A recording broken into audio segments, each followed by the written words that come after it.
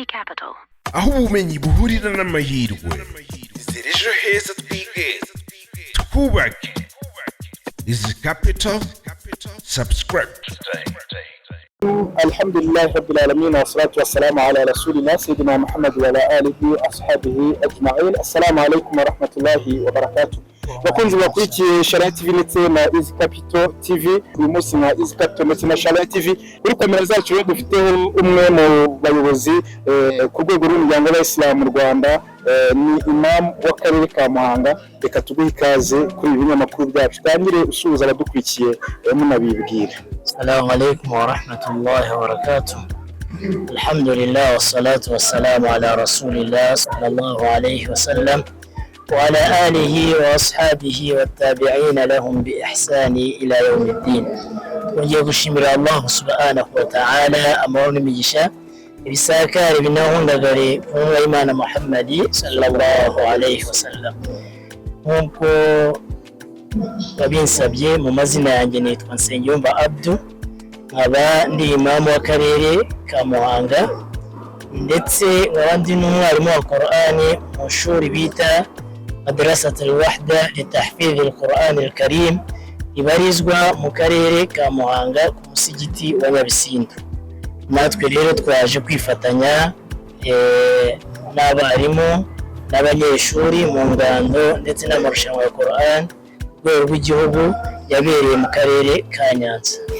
Mwabyumvise rero ko turi kumwe na imam w'akarere ka Muhanga ndetse akaba ari n'umwarimu wigisha Qur'an, utanga uburere n'uburezi ndetse bijyanye n'idini yacu ya Islam.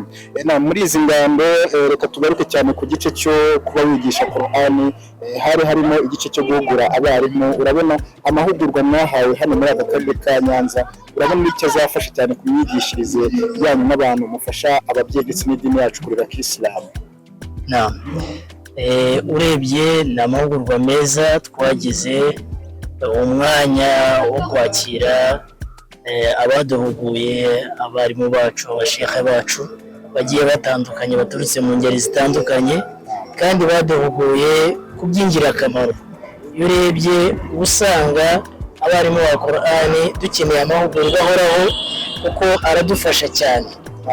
Mu nyungu z'ibanze twahawe nuko umwarimu wa Qur'ani ari umuntu ukwiye kuba w'ingirakamaro ku bantu mu mico, mu myifatire, myitwarire ndetse no mu bumenyi, akaba imbonera ko yigisha Qur'ani yaba abanyeshuri ndetse n'ababyeyi arerera abo bantu muri rusange. Hari benshi bifuje kwitabira aya mahugurwa ariko bitewe n'uko hari abandi basigaye biga batari bari ku byiciro byasabwe mu bitabiriye musadaka, ariko bakaba bari babinyotewe. Aba ngaba ni ubuhe butumwa mugiye kubashyira? Ese ibyo mwahuguye mwiteguye gute kubafasha nabo kubibagezaho kugira ngo mubashe kujyana mu njyana imwe, mukomeze gufatikanya kurera Islam ndetse dore ko ari nazo nshingano uyu munsi murimo? Icyo twabwira abatarabashije kwitabira izi ngando, mu kuri izi ngando ni nziza cyane. Ubimenya iyo uhageze, ukabimenya iyo uhari, uburyo cy'ubusabane bubaho, uburyo cy'uguhura kw'abantu bagiye batandukanye ndetse n'inyigisho duhabwa zo kuba ubona hari abakurusha ukabigiraho, hari n'abandi nawe urusha bakabasha kwigiraho bigiye bitandukanye. Ikindi tugahuza n'imico, kubera ko ari uturere tugera muri 30 twahuye, usanga hari imico itandukanye, hari n'imyitwarire itandukanye, hari ibyo tugenda twiga bigiye bitandukanye. Muri ubwo buryo rero babandi batabashije kugera aha, icyo twabasaba mu gushyiramo imbaraga ndetse natwe nk'abarimu turabasezeranya ko tuzafatikanya nabo gushyiramo imbaraga, kongera urugero rwiza rwabo rukaba rwazamuka, rukaba urugero rwiza amajuzi 5, amajuzi 10, kugira ngo nabo umwaka utaha bazabashe kwitabira kandi bigende neza. Izi ngando zirimo kuba uyu munsi ndetse zirimo gusozwa tariki ya 31, yego muri mu nshingano z'ubuyobozi, ariko noneho babandi bo mu nzego zo hejuru, ni iki umunsi mwabasaba kugira ngo izi ngando nizizahagarare zizakomeze kubaho, dore ko utugoye yuko ari byinshi zizafasha cyane mu buryo mwigishagamo ndetse no mu buryo bwo gukomeza kurera Islam? Ni iki mwasaba ubuyobozi mu nzego zo hejuru dushingiye kuri izi ngando uyu munsi zirimo gusozwa? mbere na mbere turashimira ubuyobozi bw'umuryango w'Isilamu mu Rwanda burangajwe imbere na nyakubahwa mufti w'u Rwanda kuba yarafashe umwanzuro ujyanye no kuba ingando ku rwego rw'igihugu amajonjora yabanza akabera mu turere bakabanza bagahitamo abazahagararira uturere. Iki ni igikorwa tutigeze tubona uko byajyaga bibaho, kumva habaye amajonjora ku rwego rw'igihugu ku muntu ugiye kwitabira amarushanwa yo hanze, ariko byabaye isomo ryiza yuko ubuyobozi bubishyira ku rwego rw'akarere. Uyu munsi wa none umwana uhagararira akarere cyangwa umunyeshuri uhagararira akarere akaba ari umunyeshuri wahize abandi muri ako karere. Aricyo byatweretse, aribyo byatugaragarije, dusaba yuko uyu mujyo n'uyu murongo wakomeza kubaho kuko hari impinduka twabonye.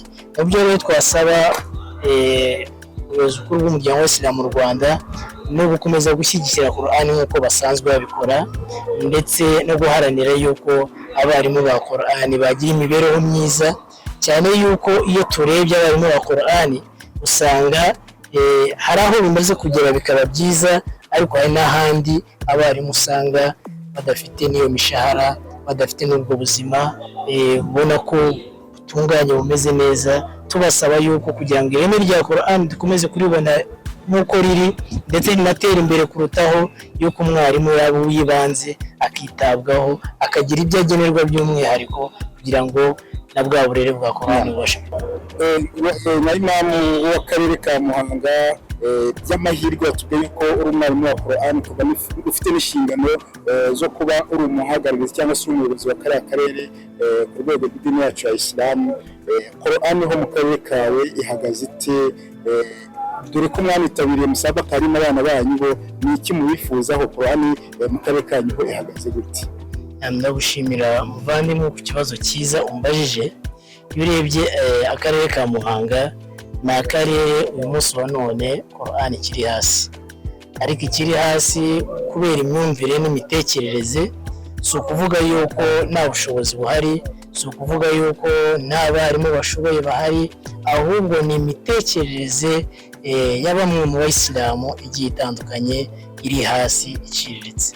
Mu byo rero twasaba abayisilamu muri rusange, turabasaba kuzamura imyumvire yo gutekereza byagutse, kumva yuko Qur'ani mu karere kacu twayishyigikira duhuje imbaraga, yaba abo barimu, yaba abayisilamu muri rusange, ndetse n'abayobozi nk'uko turi mu nzego z'ubuyobozi, tugashyigikirana kugira ngo tugahuza imbaraga kugira ngo Qur'ani izamuke.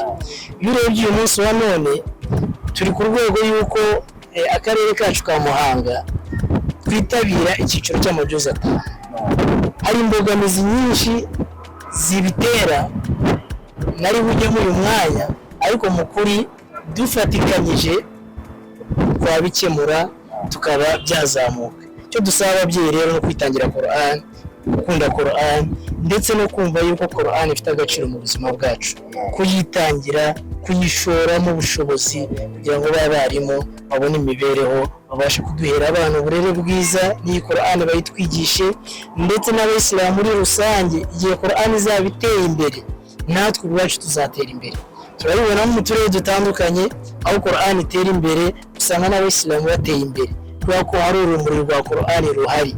Natwe rero turasaba abayisilamu mu karere ka Muhanga by'umwihariko batera iya mbere, bitangire Qur'ani, batanga imisanzu yabo, batanga ibitekerezo, ndetse babe bugufi y'abarimu, banagerageze kuba bugufi y'abana mu kubakundisha Qur'ani, mu kubashishikariza Qur'ani. Natwe tuzafata runini nk'ubuyobozi kumva yuko twashyigikira Qur'ani kugira ngo itere imbere, cyane yuko tunashimira nyakubahwa mufti w'u Rwanda yagerageje kutugaragariza ko Qur'ani ari ipfundo rya buri kimwe muri rusange.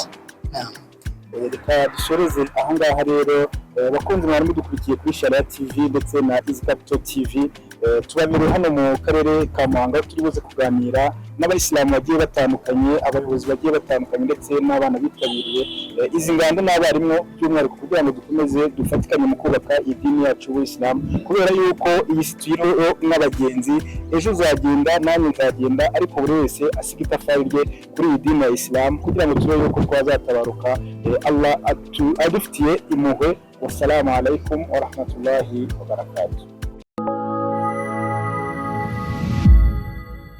Easy Capital. aho ubumenyi buhurira n'amahirwe. Ejo heza twige twubake. Easy Capital. Subscribe today. Ushaka serivisi zizewe zo gutwara ibicuruzwa byawe mu Rwanda no ku isi yose? Aska Logistics Limited iragutwara aho ushaka, igihe ushaka.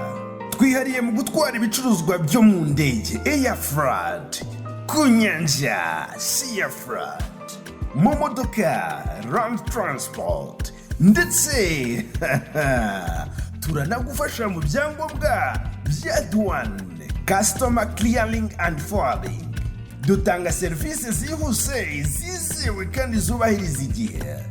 Hamwe na Aska Logistics, ibintu byawe bigera aho bigomba kujya mu mutekano usesuye.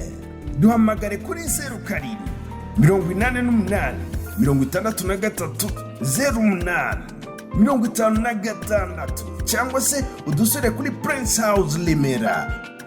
Aska Logistics Limited, tugutwara ushaka, igihe ushaka.